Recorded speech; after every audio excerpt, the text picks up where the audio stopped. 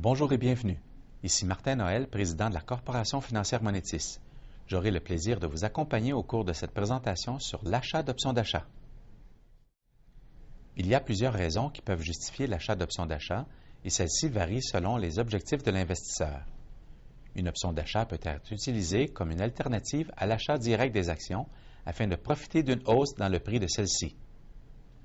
Un investisseur peut également utiliser les options d'achat afin de fixer le prix d'achat d'un titre sous-jacent en prévision d'un achat éventuel. Finalement, l'achat d'options d'achat peut servir à protéger une vente à découvert.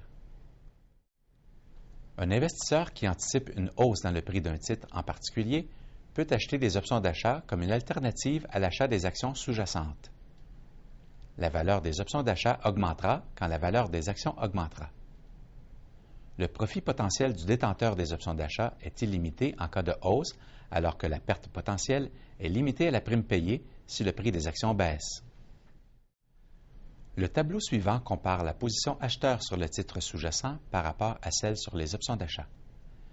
Vous pouvez constater que le capital exigé pour détenir 1000 actions à 50 $ est de 50 000 $, alors que le détenteur des options d'achat n'a besoin que de 2 750 $ pour détenir 10 contrats d'options d'achat de 100 actions à 2,75 $ l'action, ce qui lui donne le droit d'acheter 1000 actions à 50 $. À l'échéance, si les actions sont en hausse de 5 $, les options d'achat auront une valeur intrinsèque de 5 $.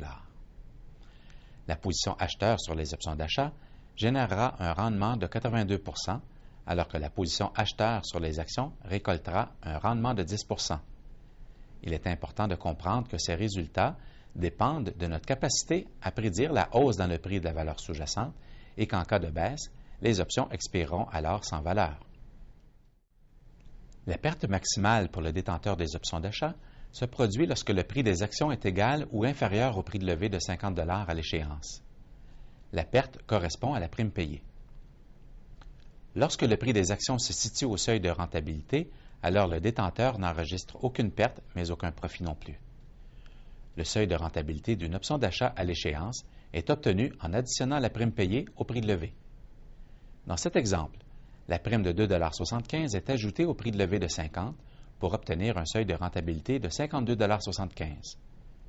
Avant l'échéance, il est possible pour le détenteur de l'option d'achat de réaliser un profit sans que le prix du titre soit supérieur au seuil de rentabilité. Il suffit que le prix du titre augmente rapidement très tôt après l'avoir acheté. Cependant, à l'échéance, le prix devra être supérieur au seuil de rentabilité pour qu'un profit soit enregistré. Vous remarquerez que, contrairement aux détenteurs des options d'achat, pour qui la perte est limitée à la prime payée, le détenteur des actions n'a aucune limite de perte quand le prix des actions baisse. Un point important à considérer lorsqu'on achète des options d'achat est l'effet de levier qu'elles procurent. En effet, la prime des options d'achat ne représente qu'une fraction du coût des actions, ce qui permet de contrôler un nombre équivalent d'actions à un coût beaucoup moindre. Un autre point important est le risque limité à la prime payée qui, elle aussi, est très inférieur au coût des actions. Cependant, contrairement aux actions qui ont une durée de détention infinie, les options ont une durée de vie limitée et le mouvement dans le prix du titre sous-jacent doit se produire avant l'échéance, à défaut de quoi les options d'achat expireront sans valeur. Les options d'achat peuvent être utilisées pour fixer le prix d'achat d'un titre en prévision d'un achat éventuel. Cette stratégie est utile lorsque le capital nécessaire à l'achat des actions ne sera disponible que plus tard. Le choix du prix de levée sera donc fonction du prix auquel l'investisseur voudra se procurer les actions. Il pourra ainsi s'assurer de pouvoir acheter les actions au prix de levée, tout en ayant la possibilité de participer à toute hausse du prix des actions sans avoir à débourser le plein prix des actions immédiatement. Dans cet exemple, les actions XYZ se négocient au prix de 50 $ et les options d'achat échéant dans 3 mois et ayant un prix de levée de 50 $ sont disponibles au prix de 3 $ l'action. En achetant un contrat d'option d'achat, l'investisseur paie un total de 300 $ pour s'assurer de pouvoir acheter 100 actions XYZ au prix de 50 $ l'action à l'échéance, et ce, même si le prix des actions est fortement supérieur au prix de levée. Le détenteur des actions a dû payer la totalité du prix des actions pour les acquérir et ainsi s'exposer à perdre la totalité de la valeur des actions en cas de baisse. Le détenteur des options d'achat peut participer à toute hausse supérieure au seuil de rentabilité, alors que son risque de perte est limité à la prime payée. Plutôt que de vendre l'option d'achat sur le marché afin d'encaisser un profit, le détenteur peut choisir d'exercer son droit d'achat et prendre possession des actions si le prix de celles-ci est supérieur au prix levé. Si le prix des actions est supérieur au prix levé à l'échéance, l'investisseur exercera son droit d'acheter les actions et son prix de base ajusté sera égal au seuil de rentabilité, soit le prix levé plus la prime payée.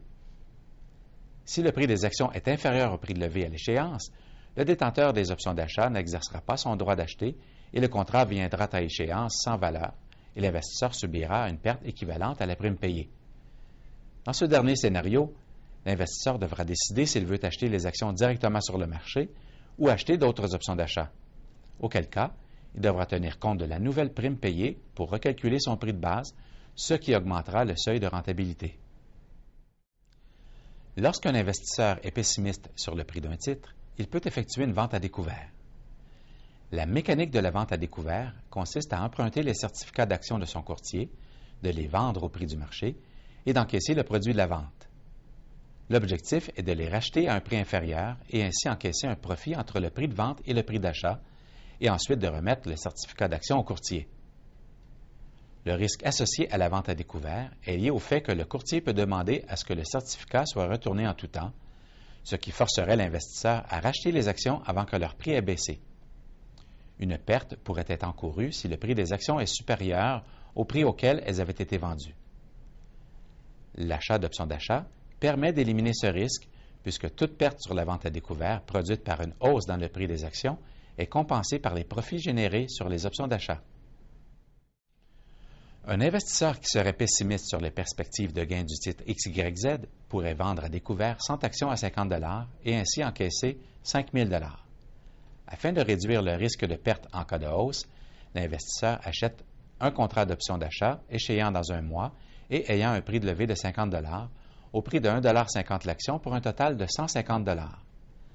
L'investisseur s'assure ainsi de pouvoir acheter 100 actions à 50 $ jusqu'à l'échéance, et ce, peu importe que le prix soit supérieur au prix levé. Ce tableau compare les résultats pour la vente à découvert combinés à ceux de la détention des options d'achat en fonction du prix de l'action.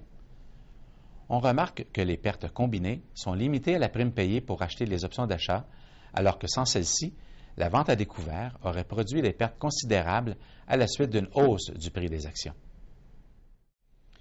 En achetant les options d'achat, le vendeur à découvert a limité ses pertes potentielles à la prime payée tout en préservant son potentiel de gain en cas de baisse. Cependant, si à l'échéance les options d'achat sont hors jeu, alors elles expireront sans valeur et la position à découvert se retrouvera à nouveau sans protection. L'investisseur doit donc choisir le bon mois d'échéance en fonction de ses objectifs sur le titre sous-jacent. Les options peuvent être combinées entre elles ou avec les actions sous-jacentes pour créer des positions synthétiques. Par exemple, une position acheteur sur les options d'achat a le même profil de profits et pertes qu'une position acheteur sur les actions combinées à la détention d'une option de vente comme assurance. Les options d'achat profitent de la hausse des actions tout en ayant une perte limitée à la prime payée en cas de baisse. La stratégie combinée achat des actions et achat des options de vente comme assurance profite de la hausse des actions tout en ayant une perte limitée en cas de baisse grâce à l'achat des options de vente. Le risque est également limité à la prime payée pour les options de vente. Par conséquent, nous pouvons constater que leurs profils de profits et pertes sont tout à fait identiques. Merci de vous être rejoints à nous et à la prochaine.